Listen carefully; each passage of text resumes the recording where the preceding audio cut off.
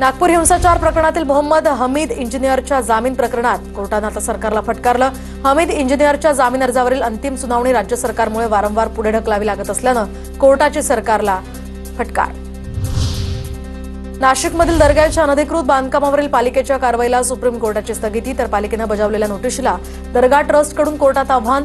21 एप्रिलला या संदर्भातली सुनावणी होणार। पालिका आता आपली बांधकी काय मांडणार याकडे आता लक्ष। डॉक्टर सुश्रुत घैसासचे लायसन्स रद्द झालं पाहिजे, मृत तनिषा भिसेंच्या कुटुंबियांची मागणी। मालवणमधील शिवरायांचा पुतळा उभारणीचं काम आता अंतिम टप्प्यात, तर पुतळा उभारताना ड्युप्लेक्स स्टील फ्रेमवर्कचा वापर 1 मे रोजी पुतळ्याचं अनावरण करण्याचा सरकारचा प्रयत्न। घाटकोपरमध्ये मराठी कुटुंबाला अपमानकारक वागणूक दिल्याचा मनसेचा आरोप। मांसाहार करतात म्हणून अपमानकारक वागणूक दिली गेली। गुजराती कुटुंबाकडून अपमानकारक वागणूक मिळते, मनसे पदाधिकाऱ्याची पोस्ट।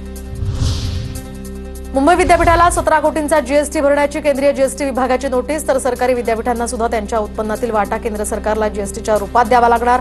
विद्यार्थ्यांना सुद्धा याचा भुर्दंड बसण्याची शक्यता। सरन्यायाधीशपदी भूषण गवई यांच्या नियुक्तीची शिफारस, तर सरन्यायाधीश संजीव खन्ना यांचं विधी मंत्रालयाला पत्र। केंद्र सरकारकडून घरगुती गॅस सिलेंडरच्या दरात सुरू असलेल्या दरवाढी विरोधात मनसे आक्रमक। दरवाढीच्या निषेधार्थ मनसे महिला आघाडीचं प्रांताधिकाऱ्यांना निवेदन। धाराशिवमध्ये जागरण गोंधळातील जेवणातनं 16 जणांना विषबाधा, बाधितांवर उपजिल्हा रुग्णालयात उपचार, तर उमरगा तालुक्याच्या कराळी या गावातली ही घटना।